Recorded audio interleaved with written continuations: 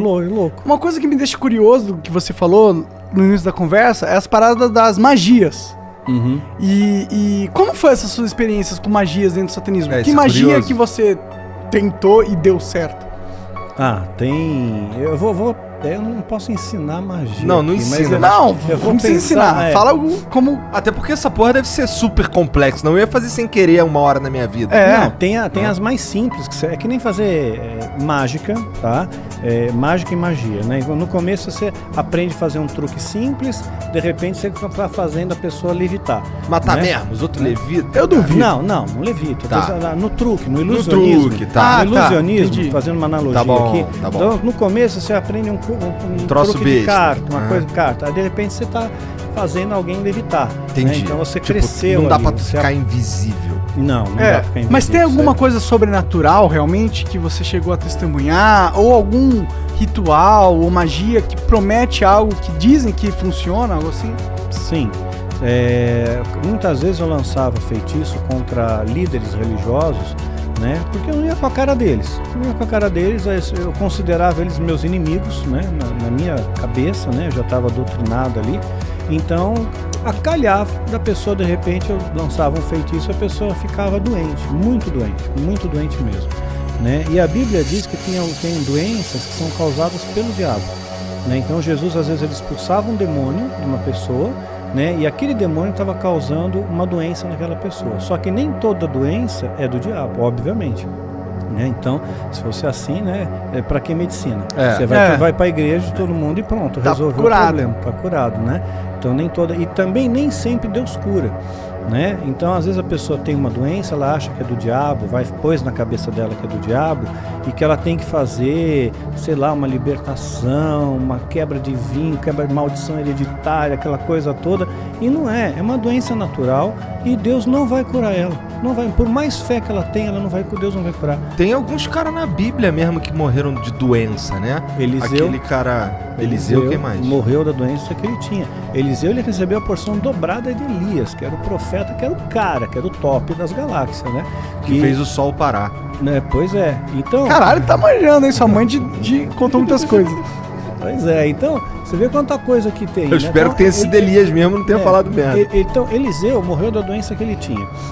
O próprio Timóteo, Paulo escreve para Timóteo: olha, mistura um pouco de vinho na água aí, que a água era muito alcalina, né? Por causa do teu estômago e das tuas múltiplas enfermidades. Então era um menino podre, ele tinha um monte de doença, né? Não foi curado. Um lenço de Paulo curava o enfermo, mas Paulo não pôde curar Timóteo, que ele considerava um filho, né? A Bíblia também fala de Trófimo, né? Paulo também fala: olha, deixei Trófimo doente lá em Mileto. Quer dizer, não curou Trófimo. Quer dizer, o cara já tem o nome de Trófimo. Imagina o bullying na escola. Né? E ainda continuou doente. Não adiantou. Se fosse nada. Trófimo, o cara ia ser o magrinho da galera. De atrofia, desculpa. Tentei. Só vamos lá, Daniel. Só continua aí falando. Desculpa aí, foi mal, cancela o Monark. Baixo assinado, tira o Monark. Doenças causava doença, às vezes causava um acidente, poderia ser uma coincidência. Mas não tem nenhuma, claro, é exatamente esse o ponto. Não tem Poderia nada ser aqui assim que, tipo, mas é que acontece realiza que magia acontecia- e você vê sobrenaturalidade instantânea na sua frente, olhos nus. Bom, olhos nus, eu vi a presença de um demônio se materializando na minha frente, e eu estava sóbrio. Né? Duvido. Como é que é um demônio? Pois é, a ideia que nós temos de demônio, né, é chifre, escamas, né, Rabinho. rabo, Fogo né, saindo pelos orifícios. né, o diabo todo vermelhão, né, saindo da sauna, assim.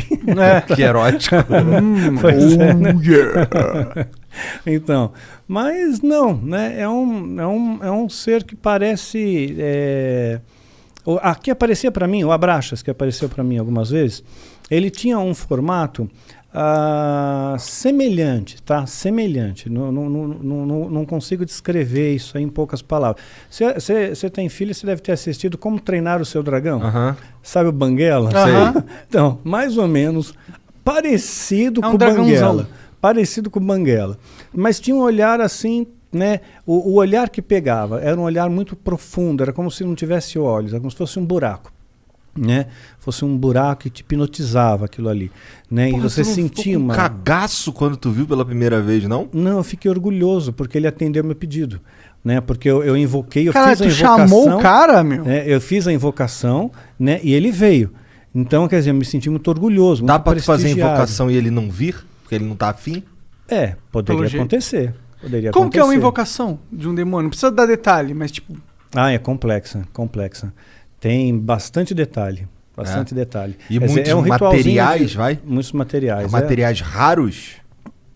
Alguns raros. Entendi. Alguns raros. Não sei. Então é um ritualzinho de pelo menos aí umas 3 horas, 4 horas. De ritual rolando, não é de preparação. Não, de ritual rolando pra ter invocação em si. Entendi, caralho. E aí ele se materializa, tipo, ele só aparece? Ele falou alguma coisa com você? Tipo, dá pra encostar nele? Dá pra encostar. São criaturas frias, geladas. Frio, completamente frio. E o que ele Mas falava? você vê, anjo se materializou na Bíblia. Anjo se materializou. Comeu. Né? Anjos comeram na Bíblia, então estavam bem materializados. Né? Então, se demônios são anjos caídos, eles também podem se materializar, só que em circunstâncias ritualísticas. Por exemplo, um demônio não pode se materializar aqui. Né? Um anjo poderia, Deus poderia permitir que um anjo viesse aqui, mas um demônio não. Só dentro de um sistema ritual, tem que ter um ritual para ele vir. Tem que ser tudo bem preparado. Porque eles estão aprisionados, de certa forma? São aprisionados, sim, eles são limitados. Né? Eles não podem fazer o que eles querem também da Veneta. Né? Eles têm as suas fronteiras de ação. Por exemplo, eles não podem tocar num cristão verdadeiro. Né? Verdadeiro não pode, a não ser que Deus permita, no caso de Jó. Né? Então Satanás pediu para tocar, tocou e Jó não blasfemou contra Deus. Jó foi um cara que se fudeu pra cacete, né? Muito, se lascou pra caramba. Ficou doente, tudo, né? Ficou doente, perdeu dinheiro, família, tudo. Morreu todo mundo, ele ficou sozinho. E mesmo raspava assim, as pereba com telha, exato, né? com telha, exatamente. E no final Deus recompensa ele, né? E ele, no final Jó chega a dizer, antes eu conhecia Deus de ouvir falar, agora eu vejo com os meus olhos, né? Então... Amaldiçoa teu Deus e morre. Exato, é isso mesmo. Os amigos de Jó, né, que vinham lá, largavam o pau então, em cima dele. Então, às vezes Deus permite que essas coisas aconteçam. Então, teve gente que já falou para mim, falou, Daniel, perdeu teu filho, perdeu teu esposo, isso aí foi rechaçado pelo satanismo. Eu não vejo dessa maneira. Rechaçado em que sentido? O satanismo está me atacando com feitiço, com magia e causou esses efeitos, né? Mas eu não vejo assim. Não? Não, de forma alguma. Eu vejo assim como coisas que Deus permite, que as pessoas morrem no mundo. Né? Isso acontece, né? Então as pessoas têm depressão, né? Então aconteceu, eu vejo como uma fatalidade.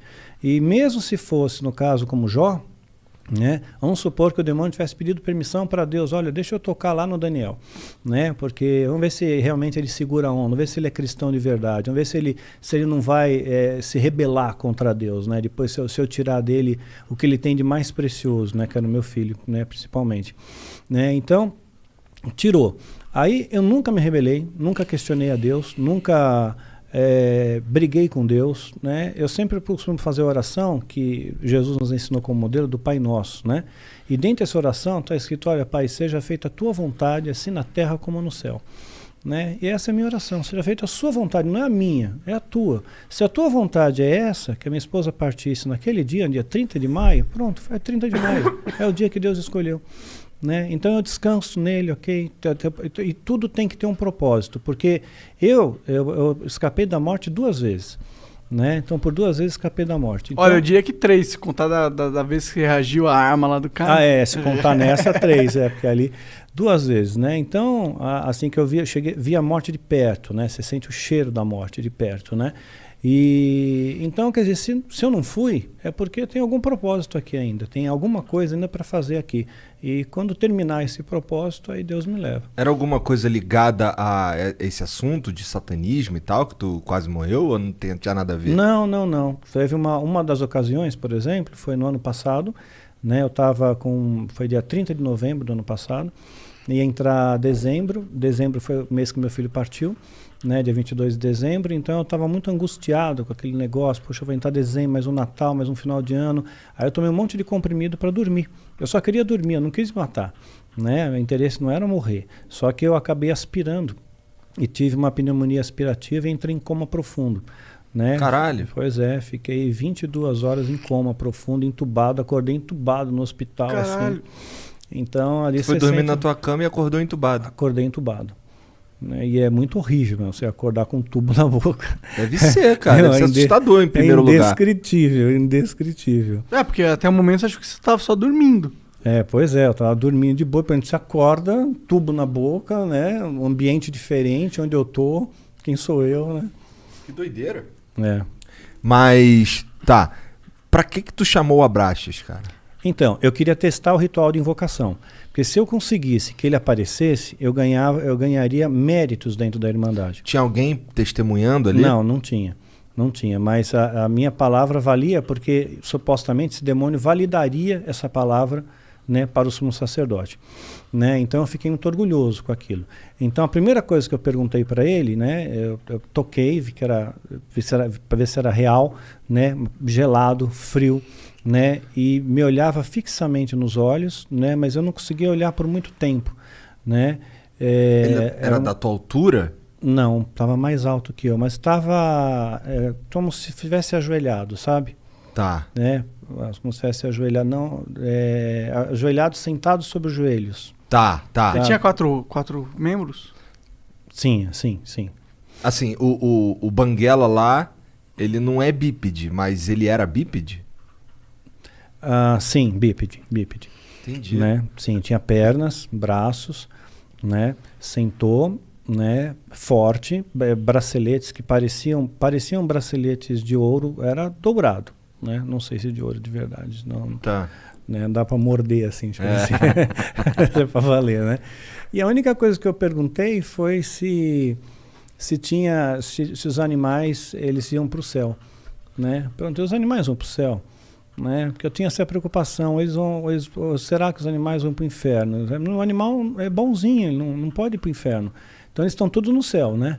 Eu só fiz essa pergunta, né? Sei lá, uma pergunta besta, né? Que veio na minha cabeça. Interessante a pergunta até. Mas eu fiquei no vácuo, eu não tomei resposta nenhuma e ele desapareceu. E olha lá, ele, porra, tu me chamou pra isso, meu irmão? Caralho! Vai te tomar no cu, porra! Eu queria a porra da tua alma, não quero só um quiz aqui, eu sou o dicionário Aurélio da divindade, porra. Porra, mas em alguma outra oportunidade tu ouviu a voz dele? Eu vi a voz de outra entidade. Quem? Né, do Astaroth. Quem é Astaroth? Né? É a Astaroth. Né? É uma outra entidade que se manifestou dentro do ritual coletivo, dentro da... mais pessoas fazendo parte do ritual. Devia ter por volta de umas 200 pessoas. Caralho! No ritual. Físico? Presencial? Presencial, sim. Presencial. E todo mundo viu a mesma coisa? Zoom, não era pelo Zoom. Ritual, e todo mundo viu a mesma coisa? Todos viram a mesma coisa. Porque que todos loucura, olhavam na mesma direção. Isso é loucura. Né? Eu também cheguei a ponderar isso. Né? Eu vi e eu notei que todos olhavam na mesma direção. Né?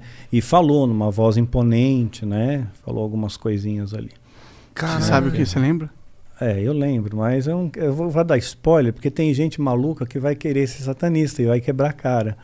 Foda-se. Porque ele falou uns bagulho maneiro? Não, ele pegou, disse alguma coisa, como que vocês são da família, são bem-vindos. Entendi. Eu protejo vocês são filhos da sombra, né? Isso, então, na verdade, é assustador pra caralho. Tô fora demais disso. Eu não quero ser filho de sombra nenhuma, mano. E essa ideia de ser filho da sombra te dá uma sensação de proteção. Porque quem tá na sombra, imagina que você tá na sombra. Você escondido. Tá escondido. Você vê todo mundo que tá na luz.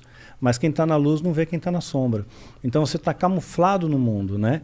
Então você é filho das sombras também. E aí todo mundo curtia. Mas ele falava mexia a boca e falava ou ele falava na cabeça? Não, mexia a boca e falava, né, sem microfone, né, não tinha acústica para microfone, assim, não tinha equipamento. Mas era uma voz foda. Era uma voz, sim.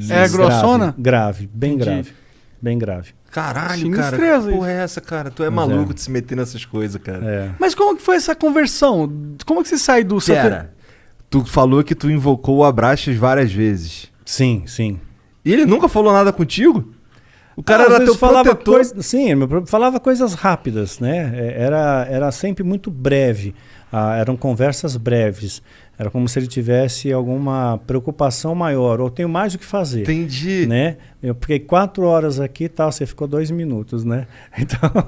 arrombado, né, cara? Mas eram coisas breves, né? Eu queria confirmar, eles diziam no satanismo que eu tinha uma alma gêmea. né? Uma moça entrou junto comigo no satanismo, né? E a gente estava muito bem mesmo, nós éramos muito amigos, né?